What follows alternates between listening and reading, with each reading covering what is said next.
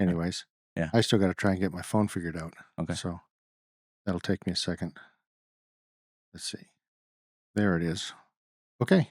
I am going to try and call Amber Hofmeister. Okay.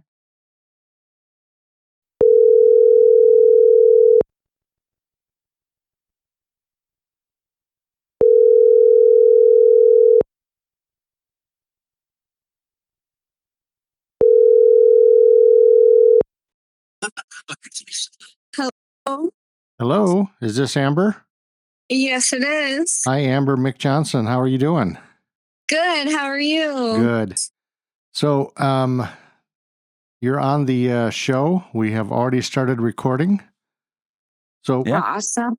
so you said you were driving from somewhere to somewhere. Where are you coming from, and where are you going? Somewhere to somewhere is about right. Cliff and I are coming from a film set out in New Jersey, and we're driving back to my house. It's around the Buffalo area.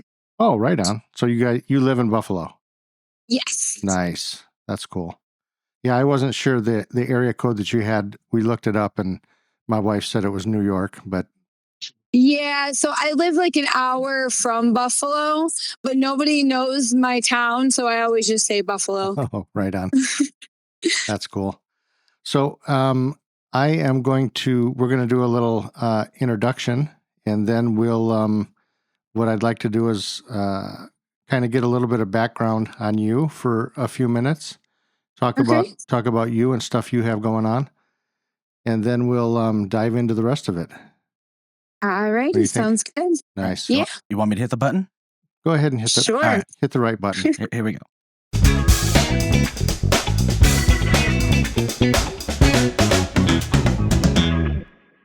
All right. Welcome to my dad's movie podcast. I'm Mick Johnson. I'm the dad. And with me, as usual, my son Tabor. Hey, good to be back as always. Yeah. So tonight, we have a special guest on, Amber Hofmeister. Yes. Hi, guys. How are you? Hi, it's good to hear from you again. Yeah, I'm excited. Yeah. Yeah, Amber, you know Tabor, right? Yes. Yes. Nice. So we worked together on 259. Cody With Newton. the amazing Cody Newton. Cody Newton has to come up on every episode. there's It's the like Yeah. It's a mandatory thing. The Cody Newton mention, there it is right there. Perfect. We only have a couple of other things to get through, and then Yeah. other names we have to bring up. Yeah. It's a legal thing. So I was a camera assistant on 259, and Amber was one of the leads. Oh, right on the film. So It was. Yeah. That's cool. So Amber, you are driving right now, and you said Cliff is driving with me, and he's going to want to chime in. So Yeah, we're gonna let. Now we need to know who Cliff is. Amazing. Oh, actually, I'll let him say it himself. Yes, Cliff. Who are you, Cliff? Hey guys, I'm Clifton Taylor. Clifton Taylor. Nice to meet you. Nice to meet you, sir. Yeah, good to meet you guys. How we doing? Doing great. So excellent. So are both of you actors? Yeah. Yep. Okay. Well, that's awesome. And you decided to drive. That's pretty cool. Yeah. So I live in Minnesota, and so I was road tripping out this way and decided to pick up Amber along the way. So. Oh, awesome. So she gets to be lazy and just go along for the ride. Yeah. Passenger princess. There you go. Sweet. Yeah. Well, cool. So, Amber, and Cliff, let's take a few minutes and let's talk about you guys. You're both actors. Awesome. Tell us kind of what you've been doing, some projects you've been working on, and then also let's talk a little bit about 259 since that seems to be a subject right now. Oh, yes, 259. Okay. Well, like I said, we were just coming from a film set in Jersey where we filmed a really awesome short film with Black Ave Films. It's called Fragmented Mind. And Cliff got to play the awesome, loving dad. Oh, and nice. I got to play the really annoying, obnoxious, man-stealing neighbor. Well, that's cool. I can relate. Yeah. I can relate to the dad part, not the stealing neighbor part. Well, that's good. Well, that's cool. Oh gosh, I've been involved with so many projects. Yeah, you How are we working filmed. constantly. I see updates from you. You're always on a film. You're always doing a photo shoot. I mean, do you ever find time to relax or? No, Jeez. Well, you I'll know, sleep when I'm dead. Yeah. you know what's funny is the first time I got a hold of Amber about being on the show, which was I think was maybe a month or two ago. I started to talk to you about it, and at that time, you told me that you were traveling from someplace because you were shooting something. So every time I get a hold of you, you're traveling somewhere. I say, oh, what the hell was I shooting? Oh, Dasher Slasher? it could have been Dasher Slasher. Yeah, actually. Yeah, I don't know. You didn't tell me Or what was going on, Sundown. but I thought that was pretty funny. I got a hold of you again Yeah, today, yeah, and it's like, yeah, I'm traveling. Okay, well, I guess we're doing a traveling podcast right now. Yeah. yeah. It's fun. It's on the road with the dad podcast. I would say it's better to record a podcast while you're on the road because there's not a lot going on. And it's better than trying to record a podcast on an airplane. I'm pretty sure that Oh, I bet. that would be obnoxious. With that stupid kid behind me kicking my seat. Oh my gosh, yeah. Oh, that happened to me on Tuesday when I was flying to surprise my husband. This freaking obnoxious child behind me just kicking me, and I wanted to turn around and be like, "Control your friggin' kid!" But then you found out it was the parent. So, yeah. So we actually have a surprise for you. We have that little kid tied up in our basement. Come here, buddy. Right here Come in the and say hi to studio. Amber. I was excited for a minute there. Hit him with the bat. Just Yeah. kidding. Don't do that. Children are wonderful. Yeah. Nice. So 259. Let's talk a few minutes about 259. Oh man, that one's near and dear to me. I loved working on that film. Cody was just incredible. He was wearing so many hats and just delivering and getting the best shots and wrote the film, directing, writing, DPing, wearing short shorts on Fridays. Oh yeah, I forgot about Short Fridays. That sounds like Cody. Yeah. Oh, it's Cody. Yeah, it's just it's a film that's close to Ryan too, because it's about something Ryan experienced and he was on set with us. So sometimes during a scene we would be like, is this how you remember it or whatever? And there's one specific scene we did that was really emotional for him. I think you probably know what I'm talking about, Tabor. Yeah. The dinner table scene. Yeah. Mm-hmm. And he said, yeah, it was like how he remembered it. So Ryan is the cinematographer. He is the one who actually this story happened to him. Oh, okay. And he says that this is based on a true story. These things actually happened to him, and he was telling this story to Cody, and Cody was like, "Hey, there's a movie right there. Like, we need to actually explore that." Let me get Ryan's last name real quick so we can give him Race. Ryan Race. That is correct. Yep. She beat you to it. Yep. She's got it. Ryan Race. Yeah. So, yeah, we know Ryan well. So, Cliff, were you on this one also, or no? I was not on 259, but it's actually kind of funny that you guys are discussing how 259 came about and how it's a story from Ryan that Cody heard and said, there's a movie here. It's kind of funny because me and Cody are going to be doing a project in the exact same fashion here coming up in 2026. So, but it's my story. Oh, nice. Really? Okay. Oh, that's cool. This isn't Jeffrey Dahmer, is it? No, not quite. Okay. So Cody's also working on a movie called Jeffrey Dahmer, which is about Jeffrey Dahmer's soul gets trapped into a doll. Sure. And chaos ensues. Anytime a soul gets trapped in a doll, that's exactly what happens. Yeah. So I had him watch the Ginger Dead Man to get prepped for it. Oh, Oh no! Gary Busey I plays remember- the ginger dead man. I saw his review of that.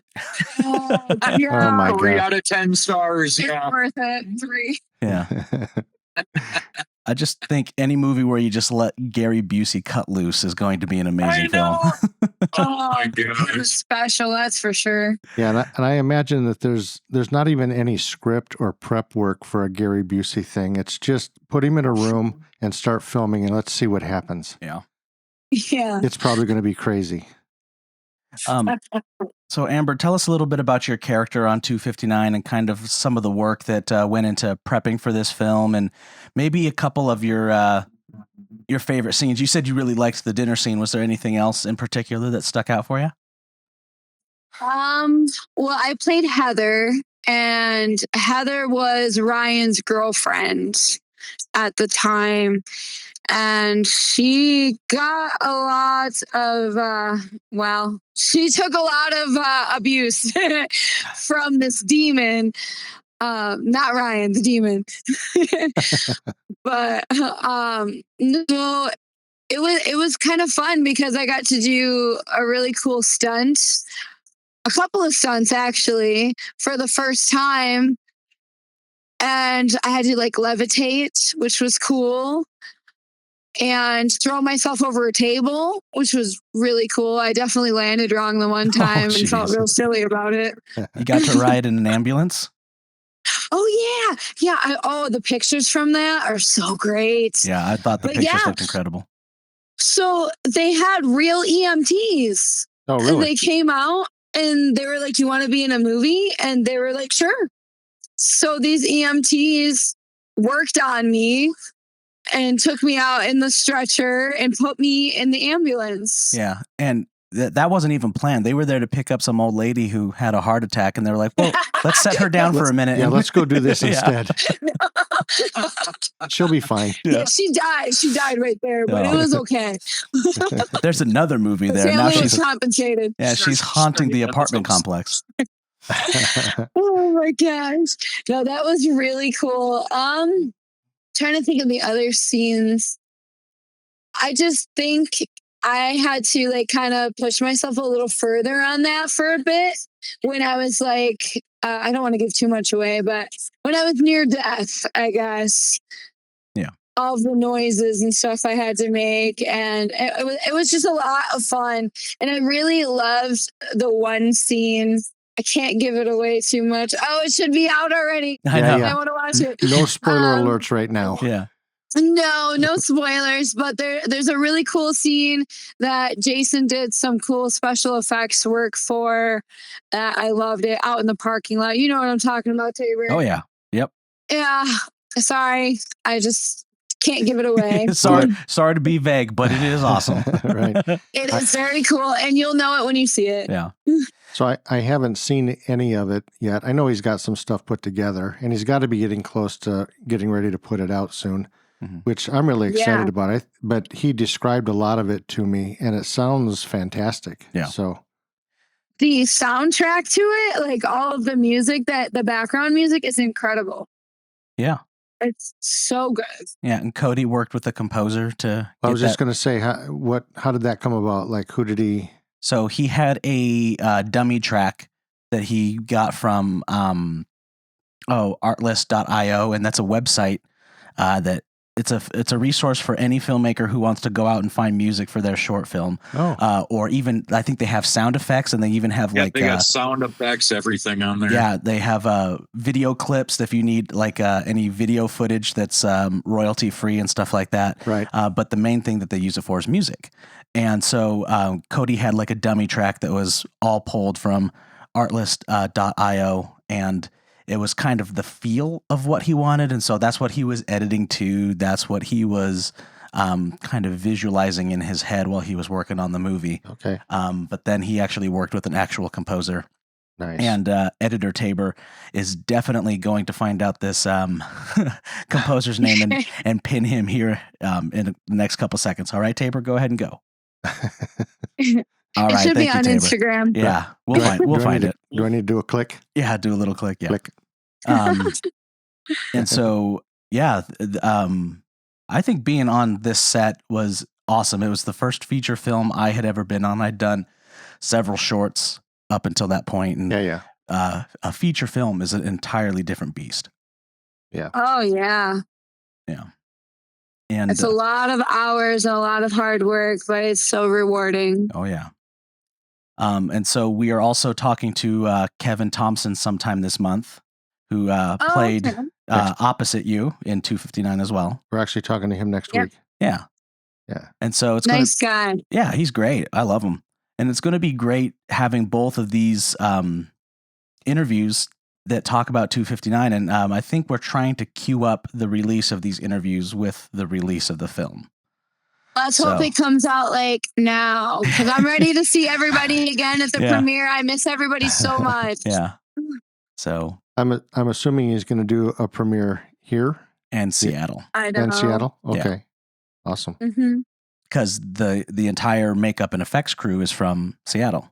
Oh, okay. Yeah, we'll probably do it. I'm guessing at Sean's, maybe. Oh yeah, that's right. Sean Lutzis, I believe is how you say his last name. He's the producer on the film. Oh, okay. So. And he's the sweetest person ever. That whole family is just the best. Maybe we should get in touch with him and do like a little interview with him and talk about what it's like to be a producer and to fund a feature film and stuff like that. That'd be a cool thing to have to deal with directors. Yeah. Build sets. Oh yeah. And build huge sets. Yeah. Yeah. Because he's a contractor by trade. So now, is he the guy that has the big piece of land? Yes. Okay. Yeah. That you guys were talking about? Yeah. Nice. That's where we filmed Vengeance 2. Oh yeah.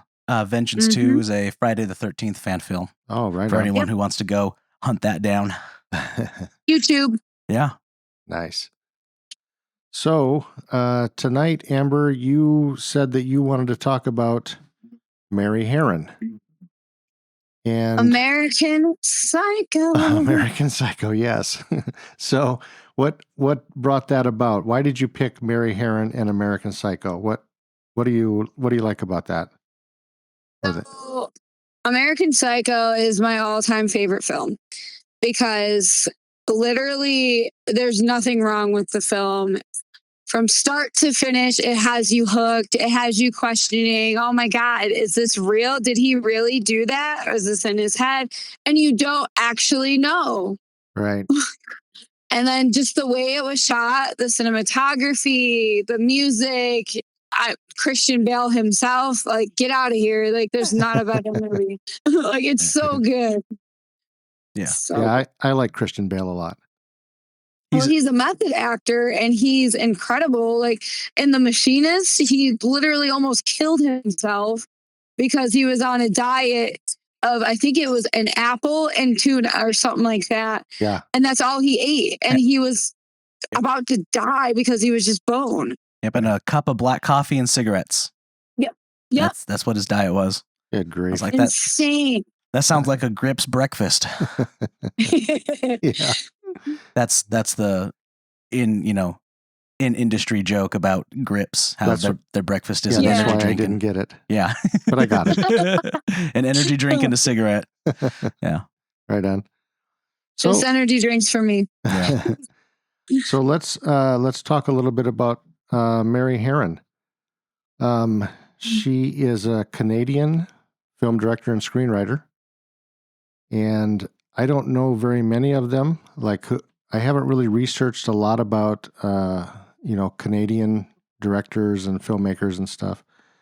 Mostly I've kind of stuck to, like, American people, it seems like. So this is kind of cool talking about her from Canada. Well, also it's interesting to have a Canadian's perspective on an American archetype. The 1980s yuppie culture was a very American thing, and you might have seen it in Canada, but probably not nearly as much because they all lived in New York City and worked on Wall Street. And so, are you thinking maybe this was just her idea of America and that we were all psychos? Probably. I mean, are we not? Yeah. Yeah.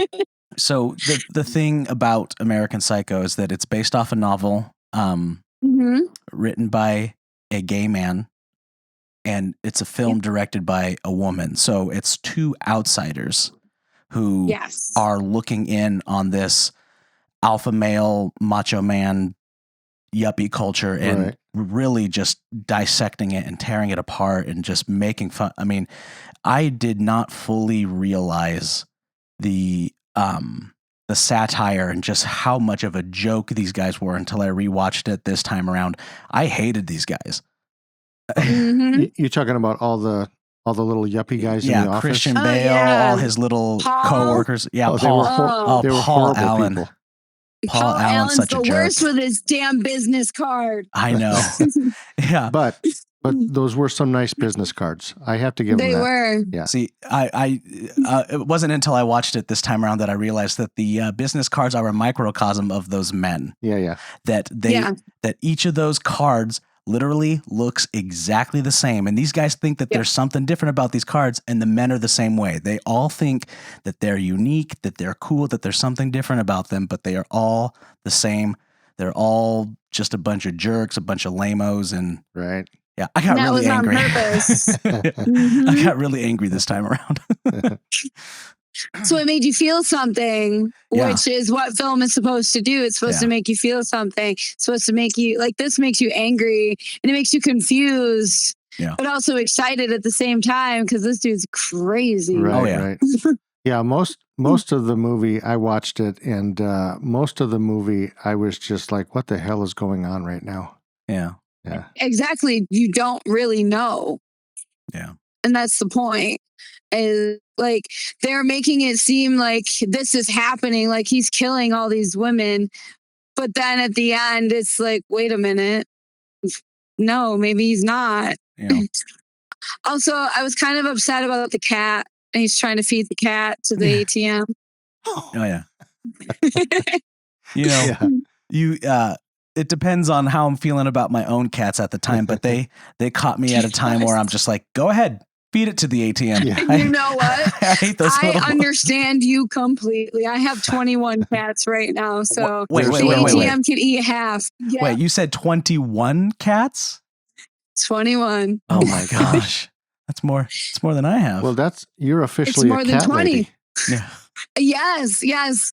Well, it's not necessarily our fault. We just don't want to see. We don't want to see the cats die outside. Yeah. My husband and I are animal lovers. We love cats. Isn't that what all cat ladies say? It's not my fault. It is. But I have a cat husband too. I have a cat dad and a cat mom here. Yeah. But no, there's a neighborhood cat who just kept having babies, and we just kept bringing them in, and then it just kept happening and reproducing, and now we can't get rid of them. Oh my gosh. And you live in New York, so you have super cold winters, and so there's nowhere for them to go if they hang out outside. Exactly. Yeah. So now we have 21. That's what happened with one of our cats. We found this little old lady sleeping under a tree. Cat, by the way. That's for my dad. I said we found an old lady under a tree, and he looked, just this little old cat. Are you taking in little old ladies again? I was just gonna ask. I have 21 old ladies that live in my apartment. It's a little weird, Timber. Yeah. And so she was living under this big evergreen tree, and she was just covered in tree sap. And I was like, you can't be out here. So we brought her in, and she's been a great addition to the family. Oh, that's nice. Mm. So, Christian Bale, it's really funny is some actors, when I watch a movie, I see that actor. Yeah. When I'm watching a Brad Pitt movie, I always see Brad Pitt. It's always Brad Pitt in this movie, but Christian Bale is one of those actors where I forget I'm watching Christian Bale on screen because they are that character. He embodies that character so much that I forget that he's actually another man. He's not Christian. I mean, he's not Patrick Bateman. He's Christian Bale, but he makes me forget when I'm watching him. Oh, he is Patrick Bateman. Yeah. Yeah. No, you're right. Like he's just so believable and convincing and engulfed in that character. He has done his research. He has created that character's personality and mannerisms, and it's like, holy, It's so impressive. He's got an accent. He's got a British accent, and you wouldn't even know he's British, like, ever. Oh, I know. Yeah, he does. Yeah, it's crazy. He does a great job hiding his accent whenever he's playing an American character. Yeah. Shoot, I was gonna say something about. I just lost my train of thought. When he was on set, the way that he was acting on set was very over the top and very strange, and a lot of his co-stars were like, "This guy's gonna tank the movie.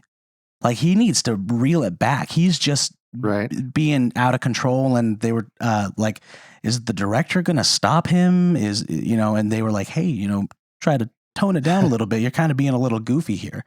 And it wasn't until they actually saw the full context of the movie that they were like, oh, I get what he was doing, where this was going. Yeah, this guy's a genius. Holy crap.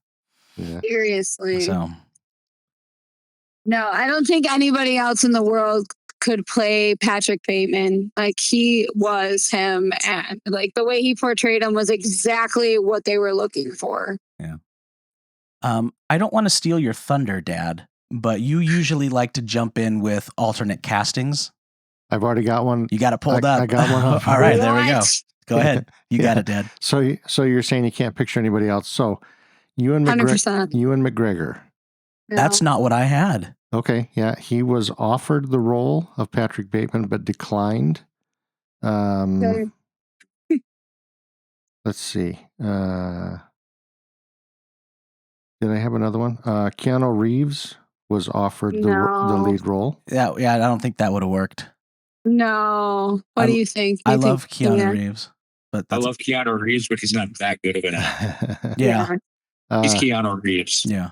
Johnny, like you were saying, when you watch a Keanu Reeves movie, you know that's Keanu Reeves. So right, exactly. Yeah. Let's see. Johnny Depp expressed an interest. I don't know that. Okay, well, that would be. Oh, I could see that. Johnny Depp, yeah. Yeah, I love Johnny Depp. I don't know if you noticed from the tattoo. But Yeah. Leonardo DiCaprio. No. Yes. But he was asking too much money. And he was attached to another director. It was Mary Harron who wanted Christian Bale, and they were both let go. And then the new director, gosh, I'm going to look up who it is because I don't want to be wrong. But it was a high profile name, and they brought in Leonardo DiCaprio. And when Leonardo DiCaprio and this director left, Mary Harron came back and brought Christian Bale back. So they were both removed from the film and both reinstated into the film. Nice. That's the best choice anyway. Yeah, of all of those, you're right. I thought, Johnny Depp could probably do a pretty good job, but also Johnny Depp is, he's kind of a specific kind of actor, like the Captain Jack Sparrow, those types of things, Mm-hmm. And Hunter S. Thompson. And I love him in those things. But I couldn't really picture anybody other than Christian Bale really pulling that off. Well, unfortunately, we do now have to picture somebody else as Patrick Bateman because they're making a freaking remake. Well, they are. Yeah, and I hate them for it. Well, do you know anything about it, or they haven't released anything yet, really? They released who it was. I can't even remember who it was because I'm just not even going to watch it. So, just like the new Crow film, I won't watch that either. Well, you understand after they release it, we're going to have you back on to talk about it. So and I'll be like, I have no idea what you're talking about because I still haven't watched it. That's weird that you guys invited me onto a podcast to talk about nothing. There's no movie here. Like, what are you guys talking about? What are you talking about? That doesn't exist. The Christian Bale one? Yeah. That's my favorite. That's a Seinfeld episode. We're talking about nothing. Yeah. The original not the original director, but the director that replaced Mary Harron was David Cronenberg. Which would have been an entirely different movie. Yeah. It's amazing. You go from director to director and you're going to get a completely different movie. Yeah. You get David Cronenberg directing this thing. You got Jeff Goldblum and his ear and teeth are falling out. And Yeah. No thanks. Yeah. David Cronenberg was the director of The Fly. Okay. So- Okay, Yeah, yeah. So you're just like, I'm not going to watch a Yeah. Cronenberg movie. Gross. Yeah, I don't think that would have worked. The Cronenbergs would be an interesting family to talk about because the dad, the son, and the daughter all direct films, and they're almost always releasing films in the same year as each other. And so it's weird seeing these three, family members all release a film in the same year, and they're, kind of competing with each other. And it's so funny watching, David Cronenberg's son. I can't remember his name off the top of my head, but he releases movies, and you're like, it must be genetic because I can see the Cronenbergian weirdness and Right. just the strange filmmaking in his son's filmmaking as well. Oh, that's funny. So, Passed it right on. yep. Let's talk about some of the violence in this movie. My favorite. My favorite. I think I'm a fan of violence. I like seeing. I'm a fan of violence. Yeah. Everybody take that snippet. Because it's fun, Jan? Yeah. Oh. Because it's fun, Jan. There we go. That Quentin Tarantino clip. Yes. But yeah, I mean, we got a chainsaw chase and all sorts of that stuff. scene. Yeah, him in his underwear, like all crazy, covered in blood, running around with the chainsaw. Like, dude. Yeah, it's so fun. And then there's just so many like strange, creepy things. Like he's got bodies hanging up in closets, and he's got that woman's head in the fridge that he just opens up. You see it for a couple seconds, and then he closes the fridge back. It's yeah. And not to jump to the end, but I mean, what is your opinion on the ending? It is a very ambiguous ending. Some people say, oh, he actually did kill these people and it was covered up for him because, he's a Wall Street yuppie and of course he's going to be protected. And other people say, oh no, he's just unhinged and none of this actually happened. Yeah. Right. Yeah. Well, before you jump to the end or your conclusion on it, there were several things in there that, as the story's going along, you're thinking, he's doing these things. But then it almost gets to a point where it's cartoonish. Like he shoots at police cars with a handgun and they explode. And even he knows that that's weird. He looks at his gun and he goes, that should not have happened. Right. And he goes to the place where he has all these dead bodies and blood on the walls and stuff. And everything's cleaned up and everything's good. And that's when you start going, did any of this story really happen? Was any of it real? Yeah. Yeah. Yeah, and that's what makes it a good film because like you were so convinced for a while there that he was like slaughtering these. But then like you see all these things like that, you see the cop car and then you see the apartment's clean and there's nothing there. Right. So it leaves it open to interpretation. And that's what makes a good psychological thriller is like, holy, what did I just watch? How do I feel about that? When you can get a movie making you feel a bunch of emotions, that's a good movie. Right. And we get one of my favorite scenes towards the end of the movie where the lawyer's just like, it's just not possible. And he goes, why not, you stupid? I see that meme all the time all over Facebook. And yeah. So when that scene pops up, I'm always laughing and having a good time. The other, there was a lot of actors in here that were really cool. Christian Bale, he's phenomenal. Reese Witherspoon, she's a fantastic actress. And I loved her character. Jared Leto. But I didn't know Willem Dafoe was in it. And when I saw him, I almost lost my mind. Oh, really? It was so cool. I love that guy. So he's awesome. I got a Willem Dafoe fact about this movie. Okay. Good fact. Yeah, it's probably pretty well known by now. A lot of people who are listening to this podcast, they're just like, heard this, I already know. But I don't think you know, Dad. Probably not. But when they were shooting Willem Dafoe's scenes, they would do 3 different takes of each scene. And they would do one take where he has no idea who the killer is. He's just asking Christian Bale questions. Right.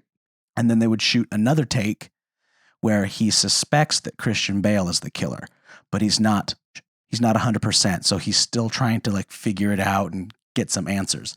And then they did the third take where he's positive it's Christian Bale. Okay. That he knows within his heart that he has the guy and he's going to pin him to the wall. So it probably changes the scene each time. And then they would cut in between each of those takes. So when you're watching the movie, it would be on Willem Dafoe and he doesn't know. Mm-hmm. And then it would cut to Christian Bale and then it would cut to Willem Dafoe and he knows for sure.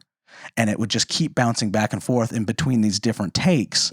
And it would subconsciously keep you off guard because that's what Christian Bale or Patrick Bateman was going through during these interrogations. Right. That's what's racing through his head is, does he know? Does he not know? Oh, I definitely think he knows. And then he'll say something, be like, oh, okay, he doesn't know.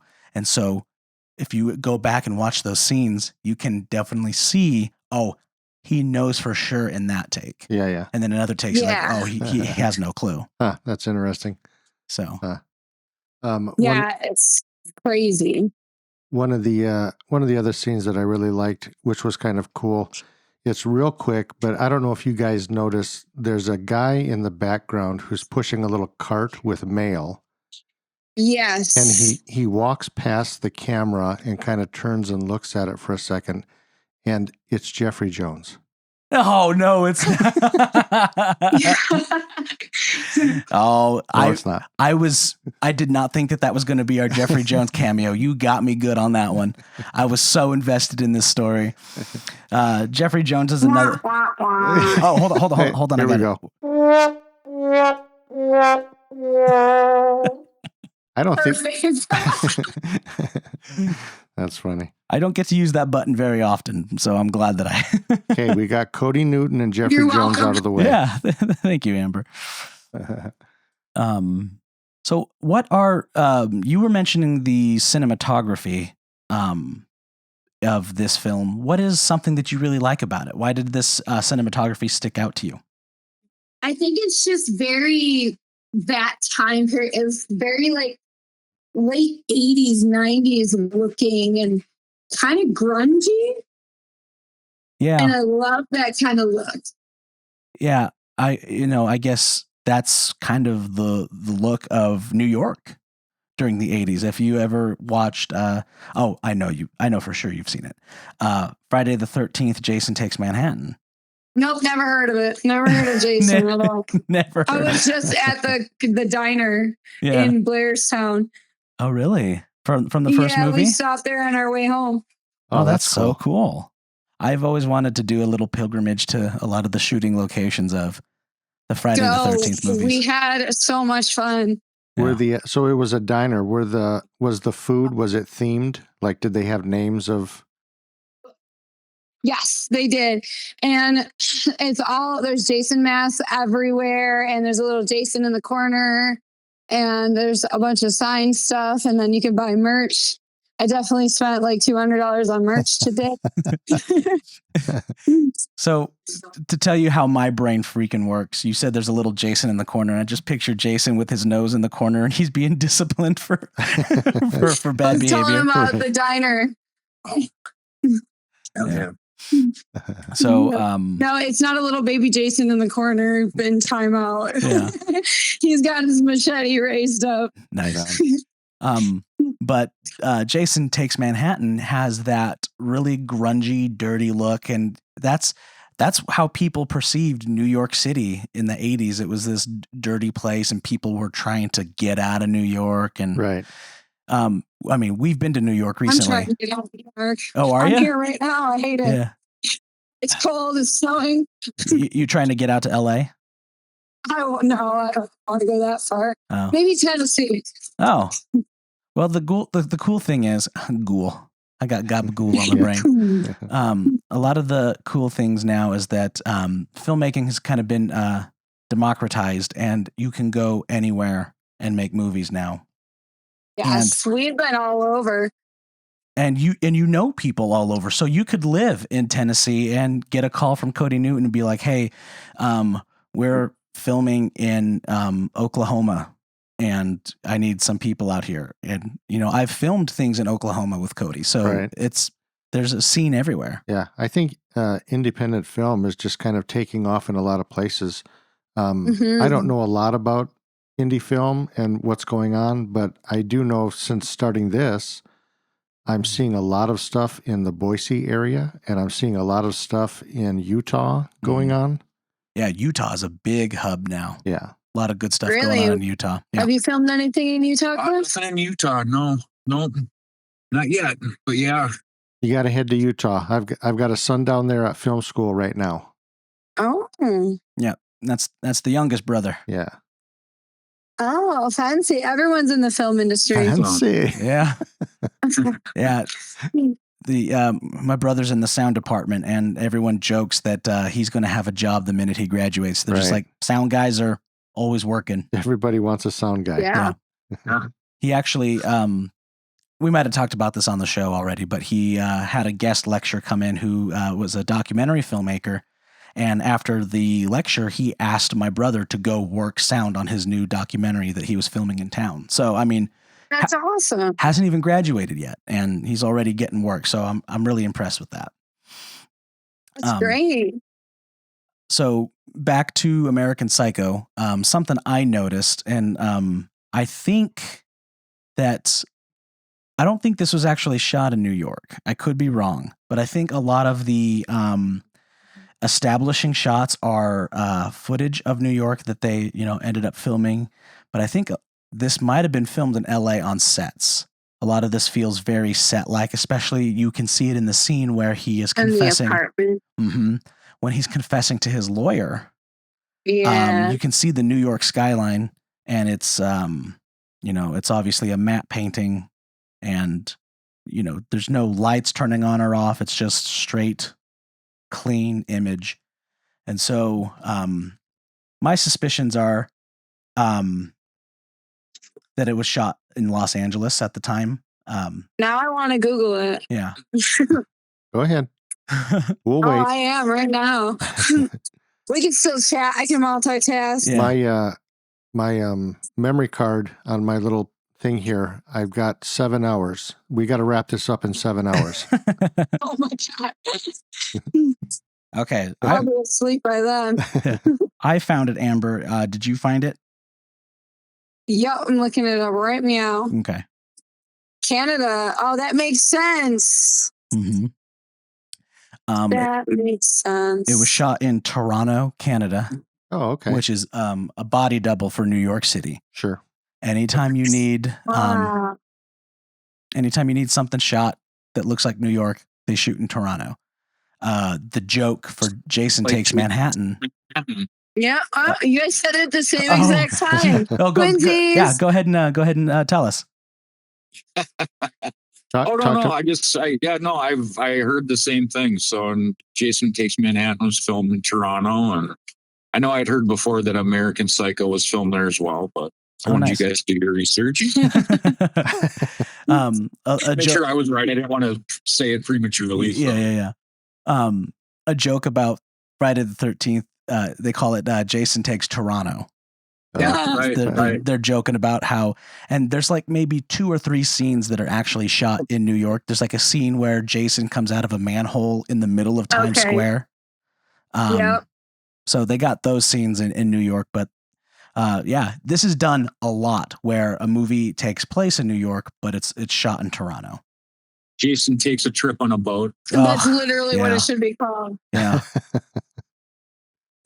Yeah, that movie takes place. Takes a cruise. Yeah, exactly. Entirely on a boat with 2 minutes in New York City. Seriously. So a little bit of improvisation on the set.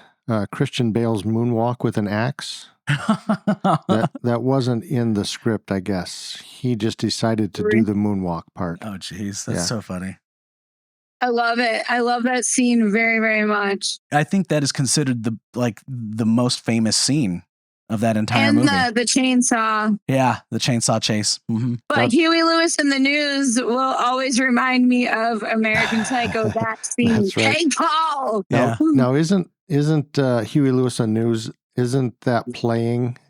Yeah. Every time he's doing something that's not every time. Sometimes he's listening to. There's one part where he's listening to Susudio by Phil Collins. Yeah. Oh, Phil Collins. Okay. Phil Collins. Yeah. Which is weird that I have two Weird Al stories to talk about now.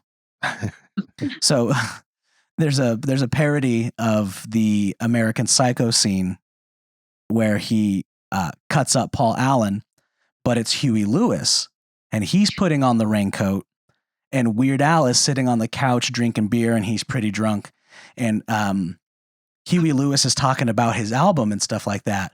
And then he takes the axe and he starts cutting up Weird Al, and he goes, "Try parodying one of my songs now, you jerk," and starts cutting up Weird Al. That's brilliant. Yeah. And Susudio, there's this joke from 30 Rock where one of the characters writes a song and Weird Al does a parody about it. Yeah. And she gets upset. She's mad that Weird Al did a parody. And she's like, "I'm going to try to beat Weird Al, and I'm going to try to make sure that he can't do a song that's, parodied, that he can't parody." And Tracy Morgan goes, "You can't beat Weird Al, Jenna. What do you think Phil Collins was trying to do with Susudio?" But that's funny. Yeah. So those business cards that you were talking about, they say that the business card, they were all identical. Oh, I am. They all said the exact same thing, except for the name. Mm-hmm. That was the only difference in the business cards. And it's kind of funny because even the people that had the business cards, that was kind of their status symbol. That's kind of how they showed their status, is what if they had raised lettering or the color of their card or something like that. But even the people that were in that room, all of his little people that were there with him, they all looked exactly the same. They had the same types of suits. They wore the exact same glasses. They were just nothing special about them whatsoever. No, it was. Yeah, that's exactly how I felt about it. I was just like, these guys are all the same guy. It was just so funny watching all of these guys think that they were individuals. Just American douchebags. Mm-hmm. Yeah, that's correct. We've just renamed the show. Yeah. There was another scene that stood out to me on this watch that I didn't really catch the first time I watched it, where they're all sitting at a table in a club, and they're talking about things that are going on in the world. Yeah. And they're not actually giving an opinion on what's going on in the world. They're just like mentioning the thing that's going on in the world. And they think, "Oh, look how educated I am and look how well-versed I am." They're just like, "Oh, there are starving people in Africa." And they're like, "Okay, cool. What about the starving people in Africa?" Oh, they're just starving. there. So they're just starving. Yeah, they're just bringing up these things like Christian Bale talks about a genocide that's going on in the world and doesn't even talk about why the genocide's wrong, why the genocide's right. He does not have an opinion on it. He just mentions the genocide and then moves on to the next thing. And they're just bringing up these hot button topics, and none of them have an actual opinion on it. Right. Oh. No. Not at all. It's hilarious because they're like supposed to be these like bougie businessmen, but they have no opinion on anything, and they're just existing, trying to be cool, and they're nothing. And another thing I noticed is that Christian Bale does not work once in the entire movie. No, he doesn't. You never just see him on his work. abs. Yeah, exactly. You never see him working. He's either sitting around listening to music or doing something in his office, or he's setting up a reservation somewhere. Never does a thing of work. And in this movie, there's the obsession with Dorcia. Yes. Dorcia. Everyone wants to get into Dorcia. Dorcia? More status. Yeah, that girl who's just absolutely drugged out of her mind. This is Dorcia. Wasted. So I didn't catch this the first time I saw it. That woman and Reese Witherspoon are two different women. Yes, they are. I thought he didn't know that. No, I thought he was with Reese Really Witherspoon. silly. And then in the next scene, she was absolutely drugged. and they just kept going back and forth. I didn't realize it was an entirely different woman, and it's it's not it's what's his name's wife, the Yes. guy Carruthers, that's his name.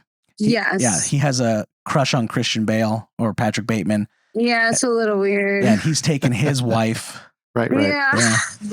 It's a little strange. He's like with the wife, but the husband's got a thing for him. Yeah. It's like, what's happening right now? Well, right. And it starts to make you wonder while you're watching the show. Patrick Bateman is supposed to be the American Psycho. But as you watch all these people, you start thinking, well, who's really the psycho here? Yeah.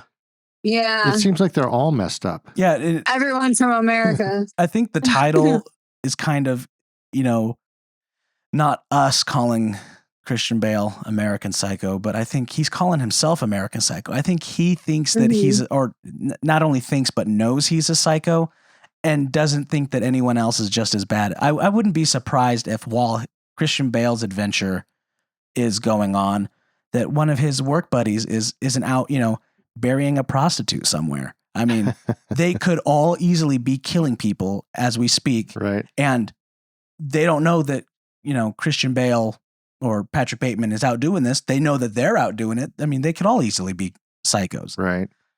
Yeah. There's a ton of really good dialogue in this.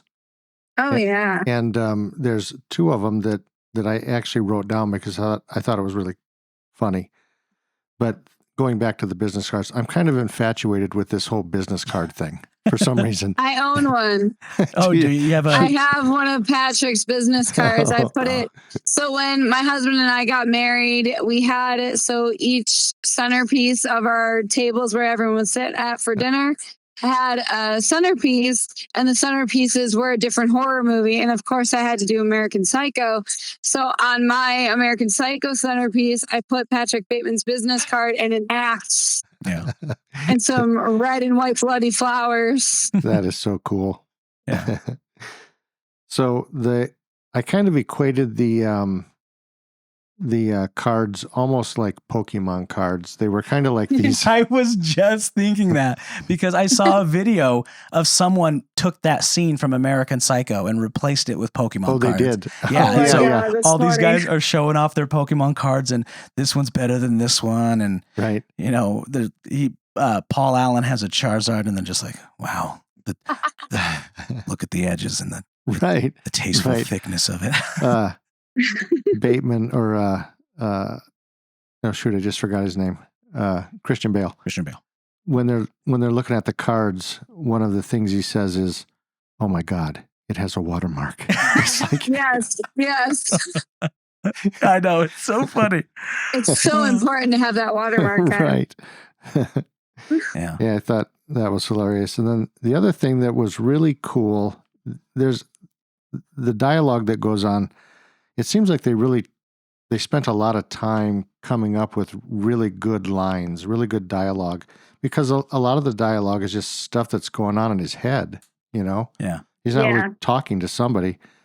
But he goes to Paul Allen's apartment, and the dialogue that's going on in his head is, when I get to Paul Allen's place, I use the keys that I took from his pocket before disposing of the body. There's a moment of sheer panic when I realize that Paul's apartment overlooks the park and is obviously more expensive than mine. This is the panic. Yeah. What a freaking jerk. Yeah. Not that I just killed somebody and disposed I of the know. body. The panic is No, his how apartment dare is he better. have better things? Right. Another bit of Johnson family lore. There's a scene in Goatman. Goatman was a movie that my brother directed, where he named a character Paul, and it was supposed to be played by a guy so that he could do the "Hey Paul." Oh, So he wanted to take that line and put it into the movie, but we couldn't get any more male actors, so he cast a woman as Paul, and it's just like, yeah, that's just what they call her because her brother's name was Paul, and he graduated, and now she's New Paul. So that's new Paul. yeah. New Paul. So that's not her name, but they just keep calling her Paul. That's funny. What is your thoughts, Amber, on why? And Cliff. Cliff, if you're Yes. still there, Yes, you chime in, bud. yes, for sure. What are your guys' opinions on why he let Jean live? You got this. I'm not well enough. Not educated enough. Oh, why did he? Jean is Why? the I don't only think I've woman seen it. in Patrick Freaking- Bateman's life that gets away. And she doesn't even know that how close she was to being killed. But she's the only one he lets go. Jean is his secretary. Correct. Yeah. Okay. Right. I honestly couldn't give you like a straight answer for that, but I know he was always giving her about her clothes. Right. Like, don't wear that again. Maybe he was doing like the whole Mean Girls vibe where like, he actually like really likes her, but he can't show it. So he's got to be, Yeah. Yeah. like when you were in high school and you liked somebody and they liked you back, but they were too cool to like you back. So they had to pick on you. Yeah. What are your thoughts, Dad? Do you have an idea? I have an idea, but it's just an idea. I don't think Right it's... now, I'm thinking back to high school and all the kids that picked on me, and I'm making a list. There you go. It's called the Steve Buscemi bucket list. Right. Yes. Oh, I'm glad you went that route. So, Amber, you said he was always trying to get her to change clothes and dress more like him. And I think that might be what saved her.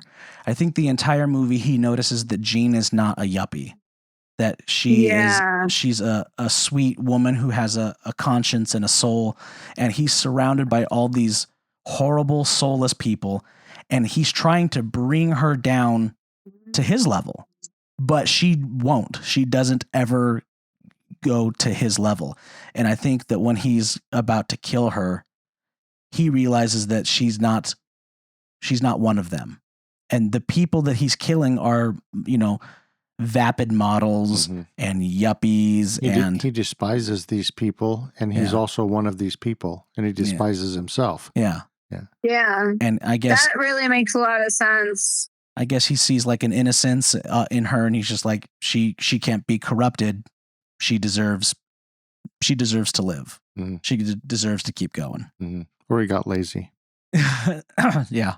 Or he was really tired from running around half naked with a chainsaw. Yeah, Right. that could be. That's a lot of work. That takes a Some things lot are out of heavy. you. Yeah. Yeah. Yeah. So that's I thought about it the first time I watched it, and I thought about it a lot more the second time I watched it, and I'm glad that she lived because she was such a sweet girl, and I liked her a lot, and I think that scene also has like one of the most famous screenshots of all time. People are always posting the screenshot of him with the nail gun up to her head. Yeah, yeah. You see that photo all the time floating around on the internet and stuff like that. Yeah. And yeah, I really like Jean. Another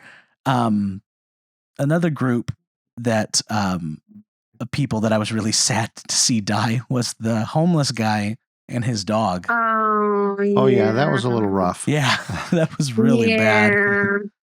But a dog and a cat all in the same film. Yeah. But when he whipped around and shot that old lady, I was like, hell yeah. Oh yeah. That was hilarious. Yeah, it was very reactionary. She's like, "What are you doing?" And his response was to just whip around. Oh, just shoot her. Yeah, and there's a scene. Tell me if I'm remembering this incorrectly, but he walks in and he walks past the doorman at the building, and doesn't he go back through the spinning door and comes back and shoots him because he's like, I forgot to shoot that guy. Yeah. Yeah. Oops. Let me fix that. Yeah. Yeah, he's just running through the city shooting people. Yeah. Blowing up cop Why cars. not? Yeah, just absolute mayhem. We can't talk about American Psycho without briefly, we'll keep it very brief, talking about American Psycho 2. Yes or no? Oh, no. I was just telling Cliff about this. Oh, man. That's funny that you brought that up. It's a waste space. It is trash. I don't know why it even got made. Mila Kunis has no business playing a role like that. And Patrick Bateman wasn't even in the damn film. Yeah. Only for like 2.5 seconds. Oh, really? He wasn't it? So, Amber, how do you feel about it? Oh, I loved it. It was great. It was great, darling. No. Complete and utter trash. Well, see, now I'm picturing. I'd rather watch Teeth. I didn't even know there was a second one. Yeah. Most people don't. Good. See. Good. No, it's terrible. The only scene Patrick Bateman is in like a very short snippet where she's explaining her significance and her like connection to him, and that's it. And it's not even his face, it's just him dead at the table or something like that. But it's not good. Yeah. Okay, well, we reviewed that one. We're done with that one now. Yeah, boom, done. So 0 out of 5 stars. 0 out of 5. Do not recommend. What else do you have over there, Dad?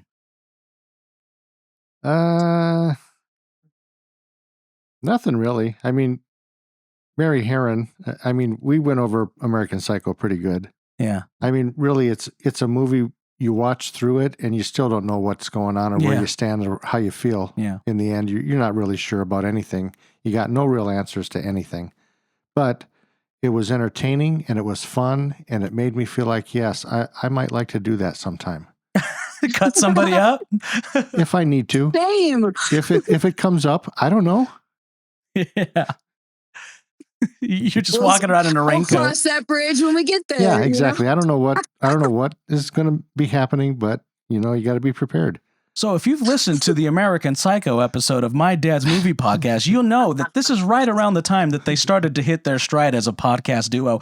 Hey, Tabor! Oh my God, that was beautiful. Like Huey Lewis in the news hanging out in the background. Oh, beautiful. Something related to American Psycho. At our wedding, my husband and I, we had a special song where we came up with a dance to, and it was Ice Nine Kills Hip to Be Scared.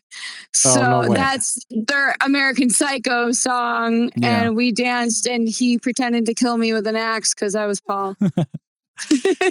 Ice Nine Kills is really hitting a peak right now. They are doing some really cool things. And my little brothers absolutely love them. Yeah. So, yeah. So Amber, when you said that you liked American Psycho, I thought you just meant that you liked it. That's like way beyond. If you're theming your wedding after it and everything. Well, I mean, I use almost all horror movies, all of our favorite horror movies. But of course, we had the dance to American Psycho, and my husband's his boutonniere. We made all of the stuff ourselves, but his boutonniere, we put a little videotape on it, and it says I have to return some videotapes. That's awesome. Yes, that's one of the things he does, isn't it? Yes. Every time he gets in a situation, that's what he says. I got to go return some videotapes. Why are you leaving? I have to return some videotapes. Right. I think I said that to a Gen Z kid once, and he's like, "What's a videotape?" Right. Oh God, that's awful.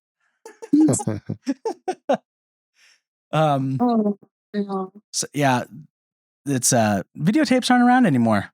It's too bad. I loved watching things on. I loved putting the VHS in and hearing the machine start to whir up, and it was a different era. Sure. I miss it. I think we have a videotape player down in the basement, buried under something. Yeah, but yeah, it'll never. I have Terrifier on VHS, but I don't have a VHS player. That's so cool. I didn't know you can get it on VHS. I found it at Walmart. That's even cooler. I'm surprised. Because usually, yeah, exactly. Walmart won't sell unrated stuff usually, so that's pretty insane. Yeah, and now they have like all the Bloody Disgusting merch there, so you can find a bunch of Terrifier stuff. I have a whole bunch of Bloody Disgusting T-shirts. They came out at Spirit Halloween a couple years ago, and I pretty much bought the entire collection. So, hell yeah, yeah, I love that. What do you have anything else you would like to talk about about American Psycho Or Mary Harron. or Mary Harron?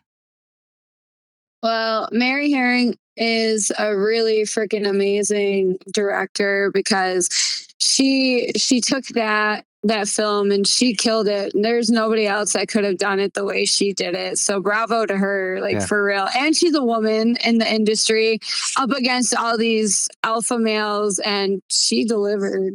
I So don't- good for her. I don't think Cronenberg would have kept the alpha male aspect to, maybe he would have. I'd like to have faith in Cronenberg, but I kind of think that having a woman who is someone who's been on the outside of that culture is the Right. best window of looking at it. Yeah. So, Absolutely. yeah. So, are we ready to rate this movie? Yeah, let's rate it unless you got something else. Or Cliff, do you have anything you want to add? Well, I'm good, you guys. You're good? Okay. If Cliff is good, then I'm good. Oh, cool. That's all I cared about. Yeah. Appreciate it. Yeah. Hey, Cliff, if you were to come back on the show, what director would you Yeah. talk about? What director would I talk about? Oh my gosh, that's a loaded question. I'd have to think about that for a couple minutes, to be honest. What movie would you pick? I picked The Lost Boys. Ooh. Lost Boys. Okay, that's a That'd be a cool great one one. to talk about. Yeah. Yeah. Well, Cliff, would you like to come back and talk about Lost Boys?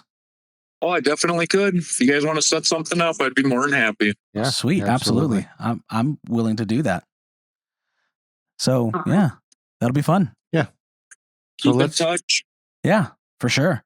Our rating system for the movies that we watch is all over the place. We're really good at this. Yeah, no, we're not. There's no organization to this. No organization to this whatsoever. So, what are we going to do? I was hearing a 1 to 5 scale from Amber. So maybe 1 out of 5 business cards. Oh, Sure, business cards. Clever. Yeah. See what you did there. Yeah. So, Dad. Dad. How many? I get to go first this Yeah. time? Yeah, I get to call back. Nice. How many business cards would you give this movie? Yeah, so out of 5. Out of 5. Out of 5. So my business cards are an eggshell white Okay. with Mandalorian raised lettering. Okay. I don't know if that's a thing, but But Mandalorian sounds cool. it does. Mandalorian. I would quite. Wingdings. That's right. I think I would give this a 5 cards out of 5 because I think Amber's right. From beginning to end, I think this is just a phenomenal movie. It's extremely entertaining. It really packs in a lot of thought into it, Mhm. and the dialogue and the whole thing. Even though it's weird as hell, and you don't know what happened by the end of it, it was still a really cool show to watch.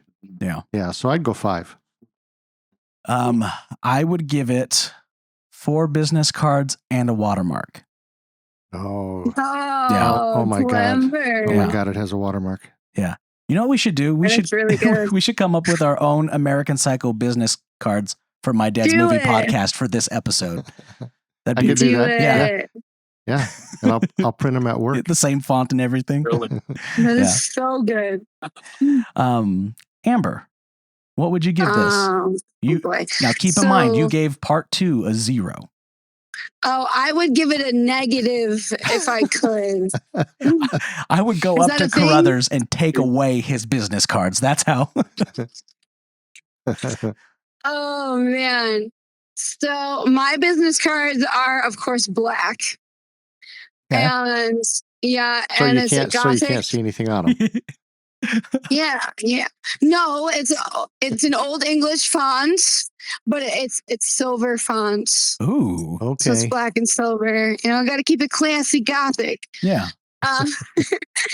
But you said out of 5, Yeah.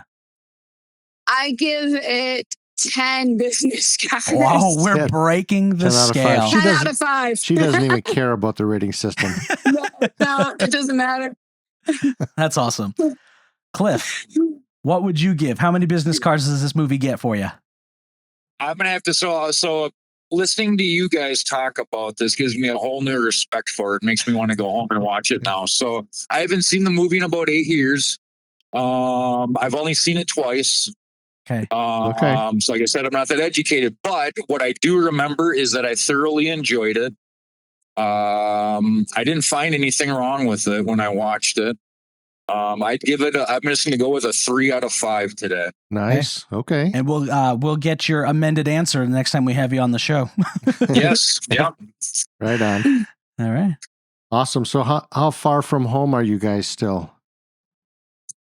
2 hours and 50 minutes from Amber's house, and Oh then my I have another 17 hours after that. So There's no way. Ooh. That's like the other side of the world. I'm in the middle of the U.S., so I'm in Minnesota. So Oh my gosh. So Amber, you're almost 2 hours and 59 minutes away from home. I know. And poor Cliffy driving all the way. He's gonna pass out hard on that couch. Yeah. Right He on. ain't driving all the way home tonight, no sir. Awesome. All right. Well, I'm glad you came on. I'm glad we caught you on your trip that you could still call in anyways. I think that this was a lot of fun.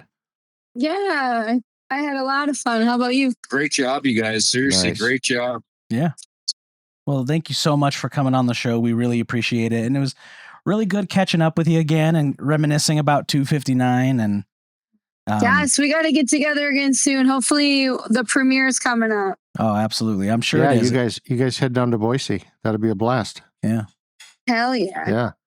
Yeah. And Amber, Cliff, have Amber send me your contact information, and Yeah, I'll definitely. get a hold of you. I will as soon as we get off of here. Nice. All right. You guys are awesome. We ready to head on out of here? Let's do it. Let's do this thing. All right.